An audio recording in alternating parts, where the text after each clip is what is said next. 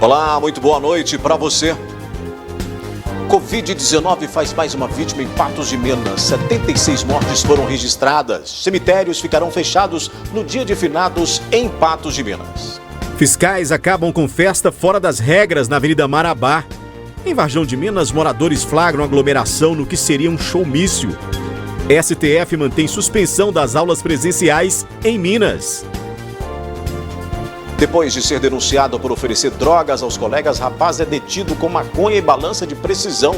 Criminoso aplica golpe de falsa venda de gado e vítima tem R$60 mil de prejuízos em Lagamar. Campanha de multivacinação próxima do fim e longe da meta. Previsão do tempo indica semana chuvosa e fresca na região. Mamoré empata e se complica no módulo 2 do Mineiro. Um ano depois de ser resgatada e muitos cuidados, égua ganha novo lar. Tem ainda a nossa análise de notícias agora no NTV News.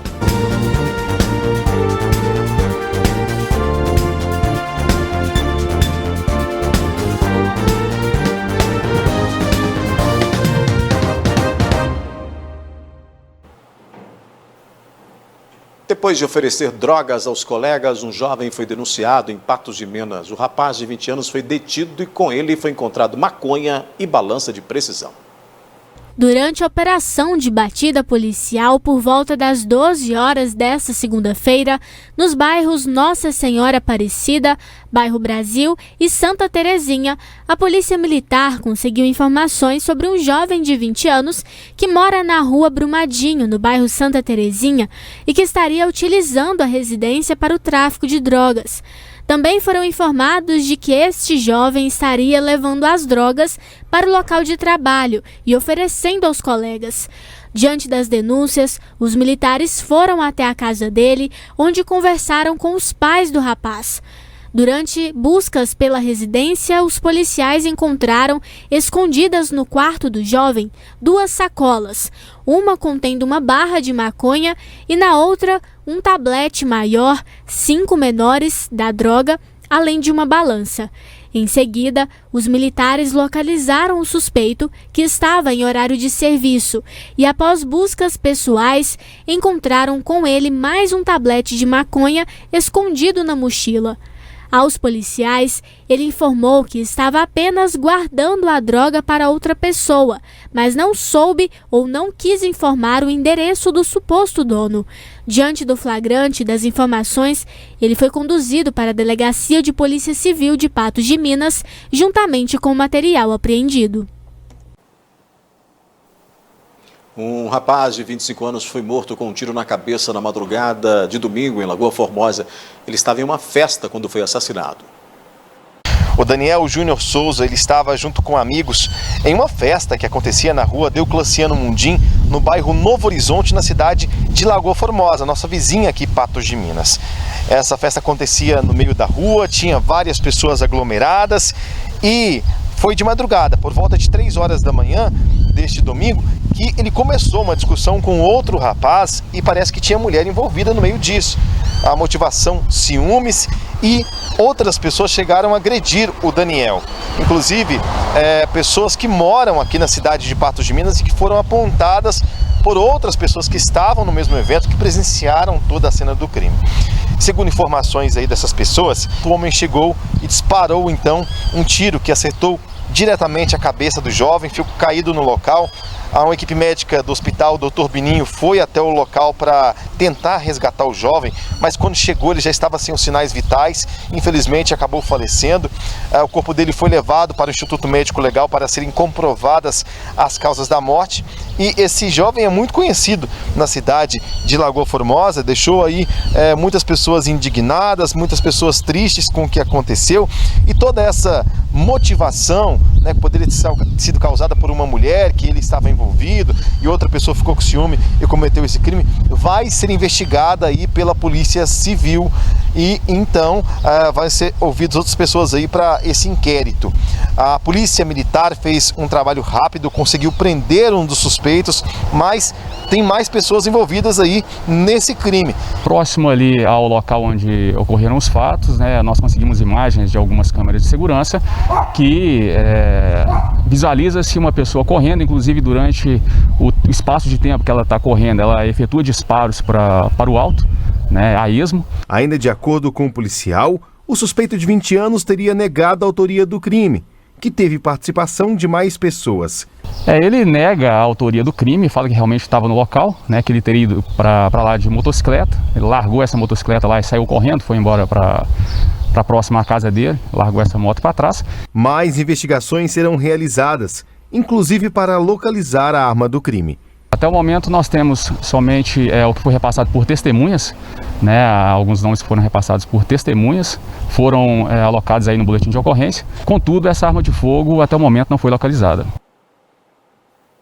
O rapaz preso foi ouvido e liberado. A testemunha do crime não reconheceu. A campanha de multivacinação está próxima do fim, mas muito longe da meta em Patos de Minas. Para muitas doenças, a cura está na imunização. A campanha de imunização contra a pólio e multivacina acontece até o dia 30 de outubro e tem como objetivo vacinar todas as crianças entre 1 e 5 anos contra a paralisia infantil e atualizar o cartão vacinal de crianças e adolescentes. Iniciada no dia 5 de outubro, até o momento, apenas 37,5% da meta foi atingida, algo que preocupa a vigilância epidemiológica. Nós ainda esperamos que a população que ainda não foi no posto de saúde para vacinar, né, que as mães levem as crianças, levem os adolescentes para que sejam vacinados, atualizados os seus cartões, porque é muito importante, né, a gente dar o segmento da campanha de vacinação. A poliomielite é uma doença altamente infecciosa, causada por um vírus que invade o sistema nervoso. Ela foi erradicada do Brasil em 1994 e está presente em apenas 2 países. 2 países do mundo ainda têm casos, que é o Afeganistão e o Paquistão. E essa doença conseguiu ser erradicada aqui no Brasil através da vacina. Nós temos 3 subtipos e a vacina consegue proteger bem contra esses 3 subtipos de poliomielite. Os sintomas iniciais são febre, fadiga, dor de cabeça, vômitos, rigidez no pescoço e dor nos membros. 1 em cada 200 infecções causa paralisia irreversível e, em muitas vezes, a doença pode levar à morte. É uma doença sem cura, ou não tem um tratamento específico para essa doença. Os pacientes que pegavam essa doença tinham que tratar somente os sintomas, e é uma doença que leva a uma paralisia da criança. Então é uma doença muito grave, que traz muita repercussão no dia a dia. Então a criança pode ter sintomas leves, pode ter só sintomas como as outras viroses, né? Sintomas gripais, escorrer o nariz, dar uma diarreia, dar algumas feridinhas na garganta, mas pode evoluir mal com sintomas graves, como paralisia, déficit motor, dificuldade para a respiração. Mesmo que a doença não esteja presente no país, a vacinação é necessária para prevenir e garantir a saúde de crianças e adolescentes. A imunização pode ser feita na rede pública de saúde e, devido à baixa procura, pode ser que a campanha se estenda. Não só nós, mas vários outros municípios, né? Muitos municípios não estão aí com a cobertura ainda adequada, né, para que se possa atingir a meta de vacinação. Então eu creio que o Ministério da Saúde vai rever a data final da campanha no sentido aí de estender esse prazo para que a gente possa ainda continuar vacinando, para que valha na campanha e aí a gente possa atingir a cobertura que o Ministério da Saúde solicita. Pensando no bem-estar e qualidade de vida das crianças, o pediatra ainda faz um alerta aos pais e responsáveis. Se a gente já está numa pandemia de uma doença, a gente não pode deixar ter outra pandemia ou uma epidemia ao mesmo tempo. Então nós já temos o problema do coronavírus para cuidar, mas as outras doenças que têm vacinas, já são vacinas pesquisadas, já são vacinas estudadas há muito tempo no cartão de vacinas, a gente não pode deixar duas epidemias ao mesmo tempo. Então essas vacinas a gente precisa fazer e precisa procurar. Portanto, procure o posto de saúde, a unidade de saúde e faça então aí a sua imunização, né? Leve as crianças, leve as pessoas que estão nessa faixa aí para se imunizar, porque não dá para a gente ter outros problemas também por causa da pandemia. A seguir nós vamos falar de futebol aqui no News. Mamoré empata e se complica no módulo 2 do Mineiro. E um ano depois de ser resgatada e muitos cuidados, Égua ganha novo lar.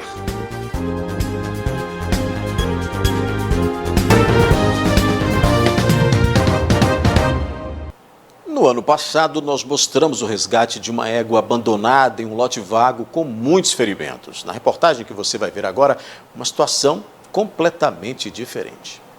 No dia 9 de agosto do ano passado, a égua Zoe foi encontrada abandonada em um lote vago, com vários ferimentos e bastante desnutrida. Foram os alunos do curso de Medicina Veterinária do Unipam, que integram a Liga Acadêmica de Equídeos, que resgataram o animal. Eu faço parte da LAEC, que é a Liga Acadêmica de Equino lá do Unipam, e a gente recebeu um chamado para fazer o resgate dela, que ela estava abandonada num lote vago aqui em Patos. A gente achou que ela nem conseguiria chegar lá, porque ela estava deitada, ela não queria levantar, precisou de muitos da Liga para ajudar a levantar ela, para carregar. Eles até pegaram uma carretinha minha para buscar, porque da situação que ela estava, ela não conseguia nem subir num caminhão, tinha que ser uma coisa baixa. Estava desnutrida, cheia de machucado, estava ruim mesmo a situação dela. Você se lembra da Zoe, aquela égua que foi resgatada pelos alunos do Unipam? Pois bem, essa aqui é ela hoje, depois de muito cuidado e carinho da Maria Clara e do namorado dela, que adotaram, inclusive ela, depois da pandemia.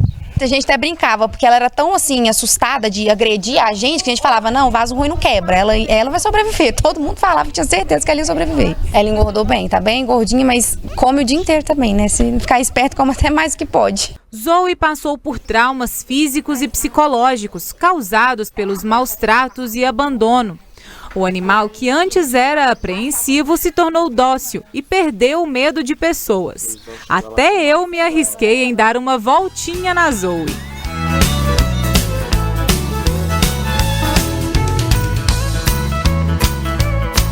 Mas ela gosta mesmo é de Vinícius e Maria Clara. De agora em diante, Zoe só recebe amor, liberdade e muito carinho. A gente mostrou pra ela que a gente não queria o mal dela, né? Tratando com carinho, tratando do jeito que deve ser tratada, ela ficou tranquila do jeito que ela é hoje. Muito bom, né? Muito bom ver isso, muito bom poder acompanhar esse trabalho aí e saber que o animal foi bem tratado, foi cuidado e conseguiu sobreviver. Isso mostra, como a gente falou aí na chamada, né? Bem diferente do que naquela época, lá no ano passado, quando a gente fez o registro.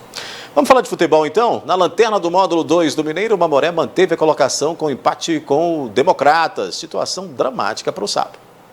Na última colocação na tabela, pelo módulo 2 do Campeonato Mineiro, o Mamoré tinha sede por uma vitória. Afinal, era a chance do time para ficar em uma melhor colocação. O Democratas de Sete Lagoas veio com tudo, mas o goleiro Caio estava salvando o time. O China tentou o primeiro gol, chegou na cara da área adversária, mas perdeu a bola rápido.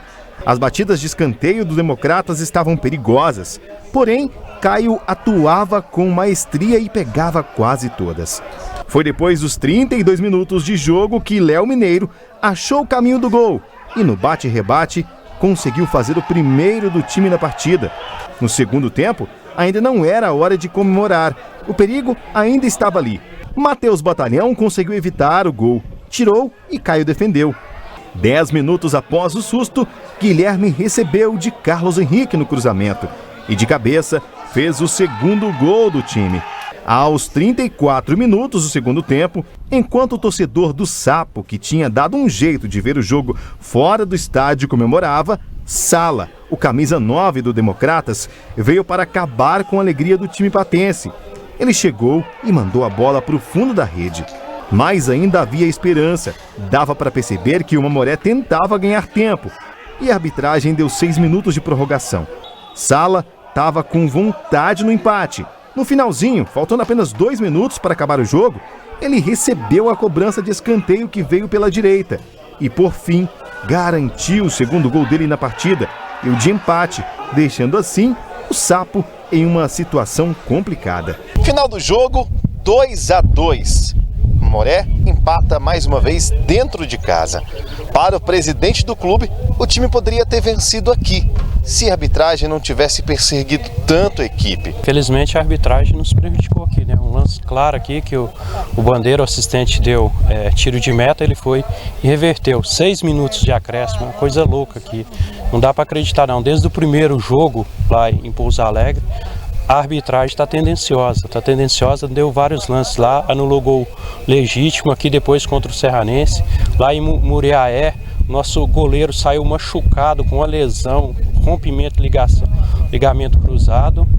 Vai ficar 8 meses sem trabalhar, o juiz deu apenas um cartão amarelo. Então fica perseguindo o nosso banco de reserva aqui, preocupado em dar cartão para o pessoal que está trabalhando aqui e dentro de campo não faz o trabalho correto. O Mamoré agora se prepara para o próximo jogo fora de casa, no próximo fim de semana. O Sapo enfrenta o Tupi na cidade de Juiz de Fora. O grupo está comprometido, a comissão de toda a diretoria com o trabalho. A gente sabe que até o último jogo é uma batalha, cada jogo é uma batalha. Então a gente vai para essa última batalha aí com a expectativa da gente conseguir vencer lá e sair dessa situação no último jogo. A gente sabia desde o início que não seria fácil e não tem jogo fácil, não tem moleza no módulo 2. Mas agora é acreditar, trabalhar agora e acreditar que sábado a gente consegue reverter e sair com resultado positivo lá. Pois é, mais do que nunca agora é vencer ou vencer. Não dá mais para empatar, não dá mais para perder ponto não. Já que não conseguiu segurar a vitória aqui, última rodada, último jogo, fora de casa, tem que vencer de qualquer maneira para permanecer aí no módulo 2. Na sequência aqui do NTV News, tem eleições e previsão do tempo indicando semana bastante chuvosa e fresca na região.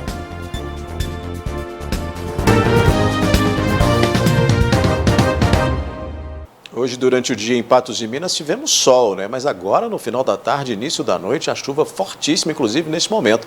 E olha, a semana será chuvosa em Patos de Minas, mas o sol aparece. E ao longo da semana, a temperatura deve cair. A segunda-feira começou ensolarada em Patos de Minas, com termômetros alcançando a marca dos 29 graus. Mas no início da noite, chuva. Durante toda a semana, o tempo deve ficar instável na região.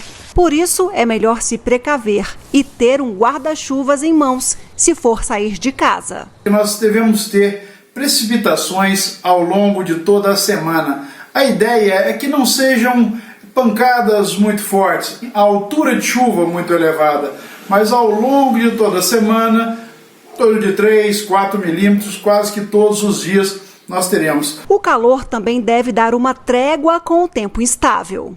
A característica interessante é que para essa semana, possivelmente no final, para a nossa região, a temperatura deve cair um pouco. Então nós devemos ter a máxima em torno de 24, 25 graus, que para essa época do ano é significativo. A umidade nós estamos vendo aí que está extremamente alta, já está na faixa de 70% a 80%, o que é ideal para a nossa respiração. E o agricultor sempre está com aquela ideia, e quando é que eu vou plantar? Quando é que eu vou ter tempo para mim poder trabalhar a minha propriedade? No início da próxima semana nós temos alguns dias sem previsão de chuva. Mas durante toda essa semana, para a região de Patos de Minas, nós temos precipitações. E a chuva veio forte, com ventos muito fortes, agora no início da noite. A gente tem imagens, inclusive, aí, ó, de uma câmera que a gente faz o monitoramento do tempo aqui. Essa câmera mostra justamente a Fátima Porto, a Avenida Fátima Porto ali. É uma imagem noturna, né? Mas dá para ter uma ideia aí da quantidade de água que caiu agora há pouco, que continua caindo em Patos de Minas, mostrando aí a intensidade dessa chuva. Olha, tem vários registros, vários chamados do Corpo de Bombeiros com quedas de árvores, né? Na JK, na Getúlio Vargas com a Brasil, também caiu uma árvore enorme. Nossas equipes de reportagem estão fazendo aí o registro disso. A gente vai trazer esse material para você no nosso jornalismo, mas a chuva bem forte realmente agora à noite, com ventos intensos aqui em Patos de Minas. Você vê aí pelas imagens, essa imagem, como eu já disse, é a imagem de uma câmera noturna aqui da NTV, mostrando a Fátima Porto, né? Você vê aí a Fátima Porto neste momento. E, aliás, a Fátima Porto, quando chove forte, fica realmente um caos ali, passar pela Fátima Porto. A gente orienta sempre, não só a gente, como também as autoridades, para que as pessoas evitem esses locais de possíveis alagamentos, como é o caso, né, aí de alguns trechos da Avenida Fátima Porto. Se possível, evite, né, passe por uma outra via para não se deparar com essa situação. E, como eu disse, na Avenida JK e também aqui na Avenida Brasil, né, início da Avenida Brasil ali, quando eu estou marcolindo, tem ali, na Paranaíba, por ali, tem diversas árvores, tem registro de queda de árvore por ali. Se você puder também evitar esses trechos aí, né, esses trechos com alagamento, esses trechos com possíveis quedas de árvores, evite, para evitar, é claro, né, para não passar por dissabores, né, para não se deparar aí com esse tipo de problema, acidentes que podem provocar danos aí. Chuva muito forte em Patos de Minas, como eu já disse, com vento muito forte nesse início da noite. Vamos falar de eleições agora. No Brasil, apesar do comparecimento ao local de votação nas eleições ser obrigatório, a menos que seja justificado, o eleitor é livre para escolher ou não um candidato, já que pode votar nulo ou branco. Mas qual é a diferença entre essas duas opções? Você sabia? Então veja na reportagem de Paulo Mota e Gustavo Brito. De acordo com o glossário eleitoral do TSE, o voto em branco é aquele em que o eleitor não manifesta preferência por nenhum dos candidatos. Esse voto é computado quando o eleitor pressiona a tecla branco na urna e em seguida a tecla confirma. Já o nulo é aquele em que o eleitor manifesta sua vontade de literalmente anular o voto. Para isso, precisa digitar um número de candidato inexistente, como por exemplo 00, e depois a tecla confirma. É um voto que ele não tem vínculo com quem é candidato, não é? Então, o branco ele deixa realmente em branco. Pra você ter ideia, na última eleição, se a gente pegar, deu próximo aí de 12% de votos brancos e nulos. Mas será que em Patos de Minas as pessoas já votaram ou pretendem votar em branco ou nulo nessas eleições? Não me lembro de ter votado em branco. A minha intenção é de votar no candidato que possa mudar, né, o sistema do nosso município e na ajuda do nosso país também. Não vou votar em branco, não. Não vou votar. Não vou votar. Vou justificar. Nulo. Os candidatos não me passaram muita confiança desse ano, não. Sempre voto em alguém.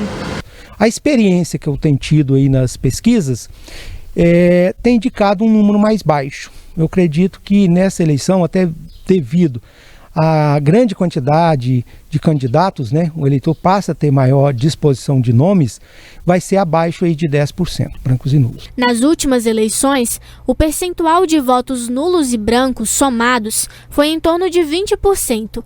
Vale lembrar ainda que, apesar dos quase 110 mil eleitores aptos a votar este ano, as pesquisas apontam que, considerando os que vão efetivamente exercer o poder do voto, cerca de 70% desse número é que vão eleger o novo prefeito e os vereadores do município. Para computar a questão dos votos, é considerado realmente os votos válidos, né? Então a gente tem o total de votos, né? Você pega aqui em Patos, o número atual é perto de 110 mil votos. Aí tem as abstenções, pessoal que não aparece para votar. Na última eleição, esse valor ficou próximo de 23%, né? 22,9%, que deu 21,9%, desculpa, que deu um total de 22.909 mil votos. É muita gente, né? Como que é calculado? Aí fica o total de votos válidos, né? No caso da última eleição, em 2016, em Patos, tinha um total de 108.070 eleitores. Desses, 85.161 votaram, né? Sendo que os válidos representou 73,41%. Já homem cai em golpe na compra de gado e leva prejuízo de R$60 mil em Lagamar. Covid-19 faz mais uma vítima em Patos de Minas. 76 mortes foram registradas. Fiscais acabam com festa fora das regras na Avenida Marabá. E STF mantém suspensão das aulas presenciais em Minas Gerais.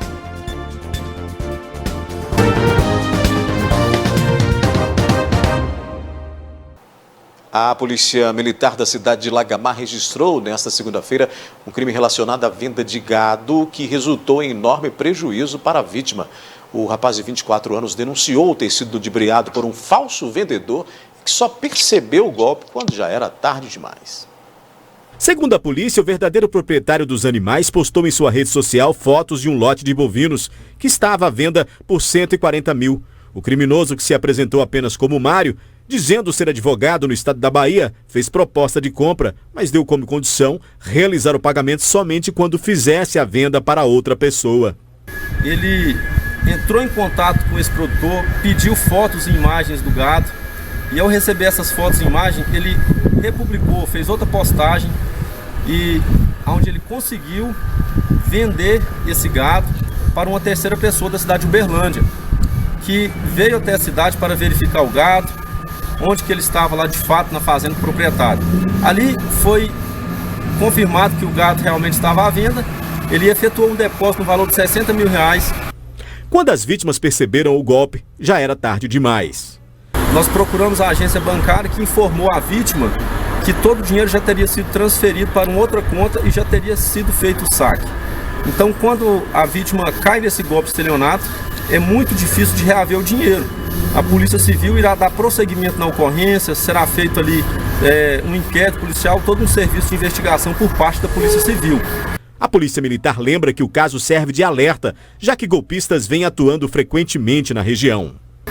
Mas nós aproveitamos esse ocorrido para alertar a população, não só de Lagamar, mas também de toda a região, que não só hoje, mas várias outras vezes tem sido vítima desses criminosos que se aproveitam da rede social e da fragilidade de algumas pessoas, até mesmo da inocência, e não conseguem ter uma malícia para fazer esse tipo de negociação.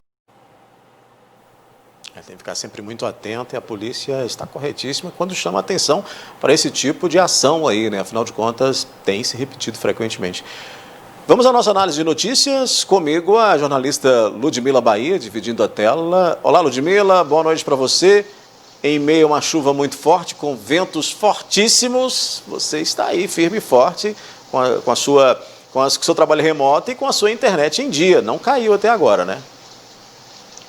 Mas a energia aqui em casa oscilou várias vezes, viu, Adair? Boa noite para todo mundo que acompanha o NTV News.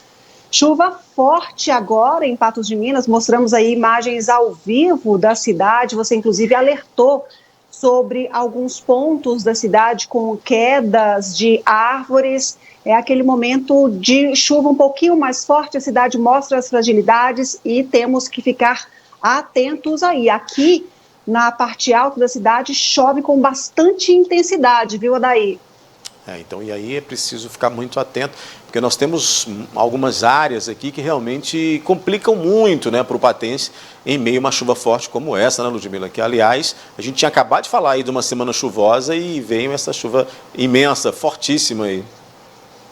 E aí, acompanhada de raios e trovoadas, toda a atenção é pouca e ainda é um período de chuva, e como o professor de climatologia alertou, Adalberto Vieira, será uma semana chuvosa com queda aí na temperatura ao longo da semana, então a gente tem que ficar mesmo atento a essa instabilidade no tempo e atenção com alguns trechos de Patos de Minas que são castigados nessa época do ano.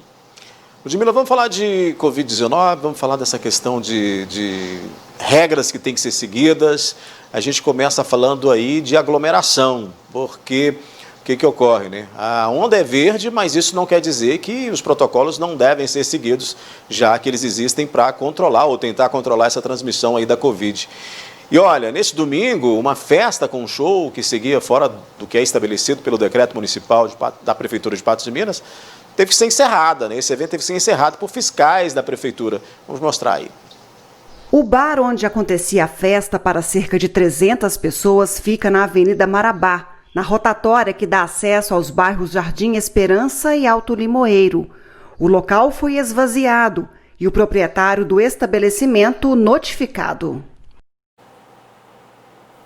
Pois é, né, Ludmila? Vale ressaltar aí que alguns eventos realmente foram liberados pela Prefeitura de Patos de Minas, já que estamos na onda verde aí do Plano Minas Consciente, do governo do estado. Mas danceteria, boate, forró não estão autorizados, né? Somente eventos sociais e corporativos, como, por exemplo, aniversários, casamentos. Isso aí não pode, né? Pois é, para algumas pessoas o que a gente entende entra por aqui e sai pelo outro, não tem nenhum efeito, e as outras pessoas que se virem caso tenham Covid-19, porque essas cenas têm se tornado comum, e aí a gente vê uma fiscalização atuante, que é o que deve existir realmente para poder acabar com essa aglomeração, porque a gente sabe que é o ambiente que a Covid-19 mais gosta, que é essa aglomeração, para que a taxa de transmissão ocorra numa grande velocidade. Porque Patos de Minas, diferente aí de outras cidades do país, diferente de outras cidades de Minas Gerais que segue uma tendência de queda para a taxa de óbitos, para a taxa de transmissão, mas não é o caso de Patos de Minas, que a gente frise isso com letras garrafais, porque a cidade vem registrando óbitos, vem registrando novos casos dia a dia. Então, quando a gente vê cenas como essa aí, a gente fica indignada porque as pessoas não têm agido em coletividade para que a gente tenha uma tranquilidade no ir e vir. A gente fica assim, estarrecida com esse tipo de cena, sabe, Daí? Por que não todos colaborar no momento em que é um chamado, é uma regra? Está estabelecido em decreto. Até porque nós temos aí, já temos aí, 76 mortes confirmadas pela Covid. Eu vou até pedir o Vinícius para colocar na tela os dados de hoje da Covid-19, esse comparativo aí entre a sexta-feira, já que no fim de semana não temos aí a divulgação desses boletins, e os dados divulgados hoje, né, Ludmila? Essa crescente aí, mais 13 casos confirmados, mais uma morte confirmada. Pois é, daí, olha só, a gente chega, portanto, então, a 76 óbitos da Covid-19, mais 13 infectados, comparando o boletim de sexta-feira com o desta segunda-feira. Um dado positivo é que temos menos pessoas doentes em isolamento domiciliar, menos 29 pessoas, comparando com o boletim de sexta-feira. Um outro número favorável é que também temos menos pessoas internadas, 14 ao todo, 6 delas em leito de UTI, e mais um total de casos confirmados que chama a atenção, né, em Patos de Minas, e casos tratados também, a gente teve aí mais 44 pessoas recuperadas da doença no município, mas mesmo que tenhamos números mais positivos, temos menos pessoas doentes, menos pessoas internadas, a situação é de alerta na cidade. A gente tem uma próxima tela aí, que mostra também a questão da taxa de ocupação hospitalar, que se a gente vê no montante, no final, olha, entre suspeitos e confirmados, somente de Patos de Minas, um número mesmo, 21 nessa segunda-feira, com o mesmo número 21 de sexta-feira. Entretanto, temos menos pessoas em estado grave e mais pessoas ocupando leitos de UTI. E quando a gente analisa o percentual de total de pessoas ocupando leitos clínicos e de UTI, a gente tem variáveis aí, alguns percentuais um pouco a mais, outros a menos, mas a situação não é de onda verde, quer dizer que está tudo tranquilo, vamos para festejar, vamos aglomerar e não seguir nenhuma regra, porque com certeza esse percentual aí vai subir, como a gente tem visto em outras ocasiões em que essas regras, esses decretos, eles não são obedecidos. Já que a ocupação, né, é critério, essa ocupação hospitalar aí, essa estrutura que a gente tem para oferecer para os doentes, é critério também, por exemplo, para regredir, né? Isso pode regredir de onda, que vai interferir no comércio, que vai prejudicar a economia da cidade, ou seja, a responsabilidade precisa ser de todos, né, Ludmila? Porque é muito claro daí, as pessoas podem sair, as pessoas podem festejar, mas há aí um protocolo sanitário, há aí um protocolo que a gente chama de segurança. Então, olha as regras com cuidado, participe, é bom a gente confraternizar, é bom também a gente esparecer a cabeça, é bom a gente sair de casa, mas desde que tenha todos os cuidados devidos e necessários para o bem coletivo. Ludmila, vamos continuar falando de pandemia, e aí a gente vai para a área de educação, porque continua aquela queda de braços para a retomada da volta às aulas presenciais em Minas Gerais. Isso aí vem sendo discutido e virou um impasse, né? O governo do estado autorizou a retomada, mas a justiça não autorizou e agora a decisão foi do STF. A retomada das aulas presenciais na educação básica em Minas Gerais foi anunciada pelo governo do estado no final de setembro. Deveria ocorrer em 19 de outubro, começando pelo terceiro ano do ensino médio, num retorno gradativo, para os municípios que estivessem na onda verde do Minas Consciente. Entretanto, em 6 de outubro, o Sindiúti ingressou com um pedido de liminar no Tribunal de Justiça de Minas Gerais, que expediu, suspendendo temporariamente o retorno das atividades presenciais até que o governo de Minas Gerais implementasse todas as medidas previstas no protocolo sanitário da Secretaria de Estado de Saúde.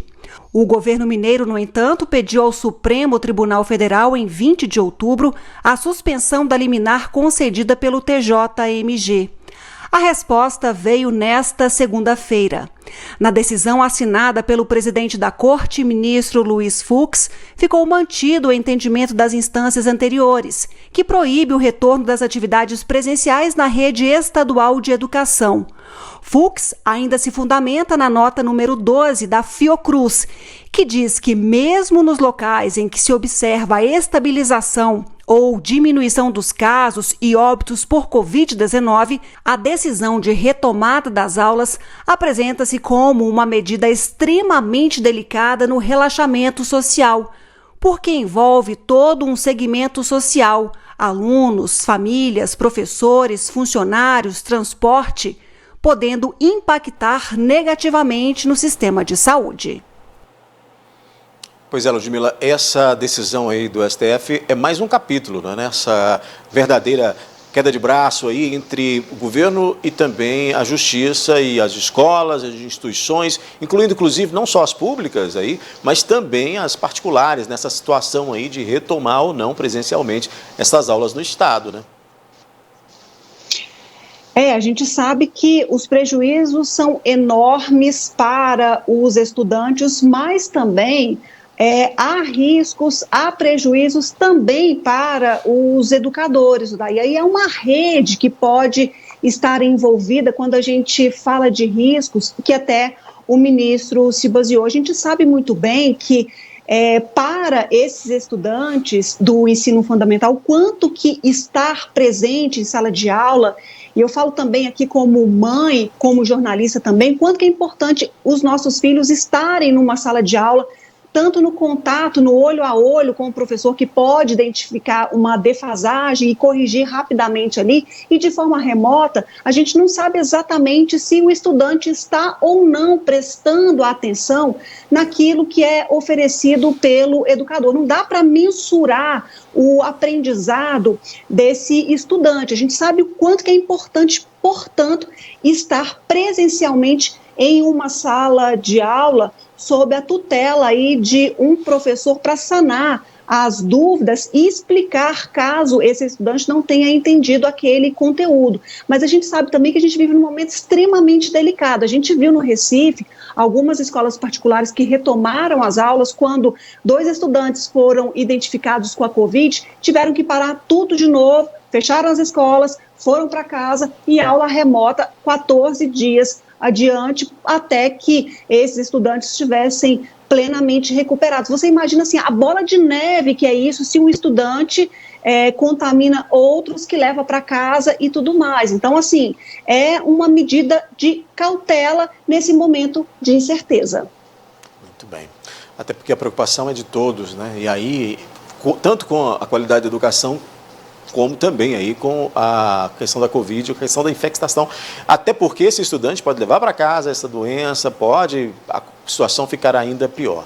Ô Ludmila, deixa a gente fazer um intervalo bem rapidinho, a gente volta já falando de aglomeração na região por motivo político. Vamos falar também da questão dos cemitérios que vão ficar fechados aí nesse 2 aí de novembro, no feriado, tradicionais visitações, aí os cemitérios não poderão ser realizados em Patos de Minas. A gente vai fazer um intervalo rápido e volta já. Muito bem, estamos de volta com a nossa análise de notícias, continuando aqui com a jornalista Ludmila Bahia, que divide a tela comigo, e a gente está aí. Já, Ludmila, nós vamos mostrar aqui, daqui a pouquinho, vamos mostrar os estragos, né? Alguns dos estragos da chuva aí, que a gente citou, que a gente falou mais cedo aí, né? Sobre essa chuva intensa. Nossa reportagem está trabalhando aí para trazer informações sobre isso. Mas antes, vamos falar de Varjão de Minas. Viu o pico de energia por aqui, né? Ao vivo. Viu aqui também, deu uma piscada na energia. Cada vez o coração bate forte aqui, mas ainda estamos lá.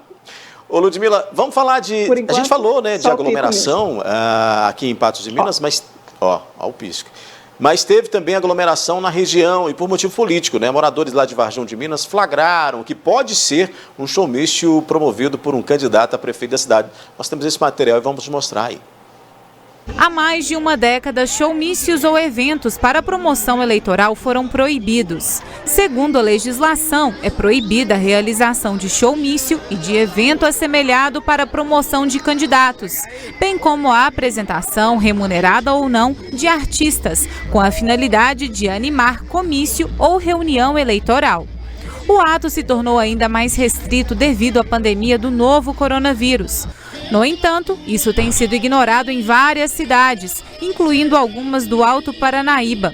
Em vídeos enviados por moradores de Varjão de Minas, é possível ver a aglomeração de pessoas em suposto churrasco promovido pelo candidato a prefeito pelo Partido Cidadania, Walter Pereira Filho, em frente ao comitê do partido.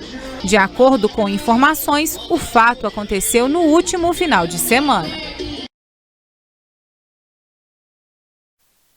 Pois é, Ludmila, a advogada do candidato, Nayara Pereira, disse ao jornalismo da NTV, nós entramos em contato com ela, que desconhece a situação e, por isso, não faria declarações. No entanto, agora há pouquinho, né, há alguns minutos, o porta-voz da campanha mandou um texto para a gente, né, até encaminhei para você tem aí também, avisando que, dizendo que, ou afirmando que no sábado, dia 24, foi feita uma movimentação em frente ao comitê. E a nota diz o seguinte, abre aspas, sendo o candidato chegando às 20h15, estando o tempo todo de máscara. Sobre as bebidas, a nota diz que o comitê, e menos ainda o candidato, em momento algum, liberou ou pagou para alguém aproveitando o evento e sendo em local público. A nota continua dizendo que comerciantes e pessoas que queriam se beneficiar levaram para vender ali bebidas e churrasquinhos, sendo todos com fichas e pagando pelos mesmos no momento de pegar as fichas. E aí é uma resposta que acabou de chegar aqui, do pessoal que faz lá, que é o porta-voz, né, da campanha aí deste candidato de Varjão de Minas. O fato é que essa aglomeração aí aconteceu, muita gente sem máscara, situação que não pode ocorrer, né, Ludmila?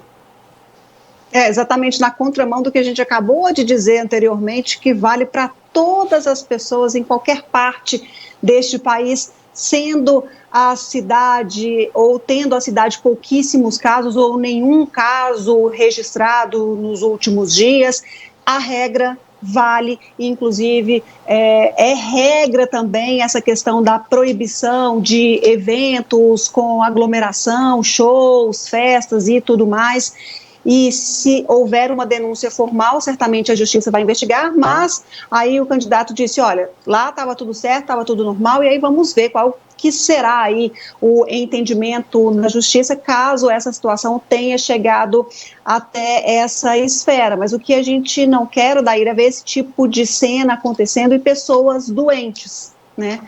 É isso que a gente não deseja nesse momento de forma alguma. É isso que não pode acontecer.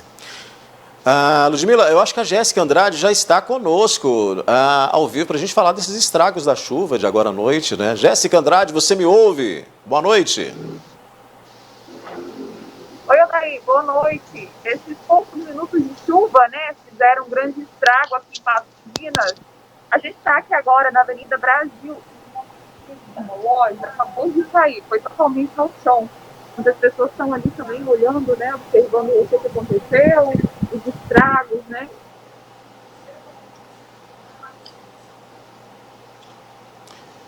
Ô, Ludmila, a Jéssica está tendo um pequeno problema com o áudio lá, mas aí a gente vê, né, essas imagens aí que foram feitas por nossa reportagem, mostrando justamente, né, esses estragos. Uma árvore imensa ali, ó, que fica aqui no centro da cidade, bem próximo aqui ao centro da cidade, bem no centro da cidade, aliás, bem próximo aqui à NTV, e essa árvore aí jogada ao chão, a via está toda interditada, um vento muito forte realmente, parece meio que inclusive aquele vento que a gente falou, né, com a nossa reportagem por meio do professor Adalberto lá na sexta e no sábado, ele aparentemente atrasou um pouco, chegou hoje, né? Ventos fortíssimos aí arrancando essa árvore.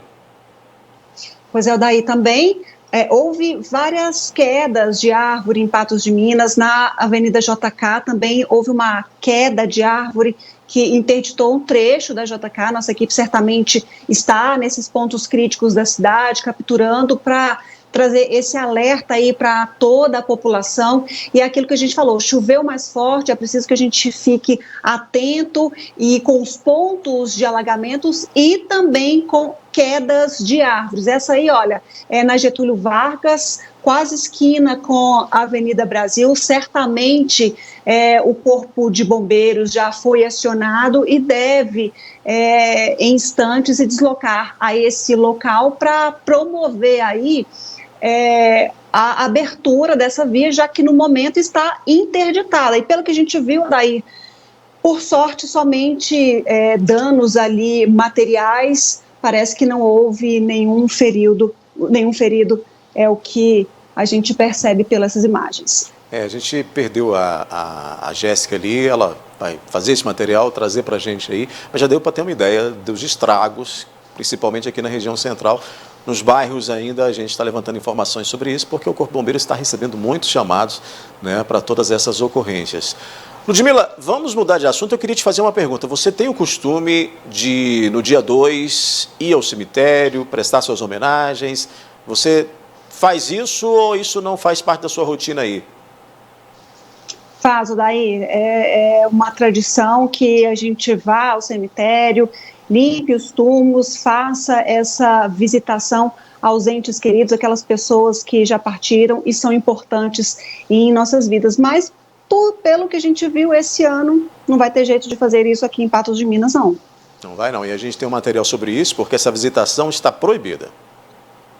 2 de novembro é celebrado o Dia de Finados, um dia para se homenagear e orar pelos entes queridos que já partiram.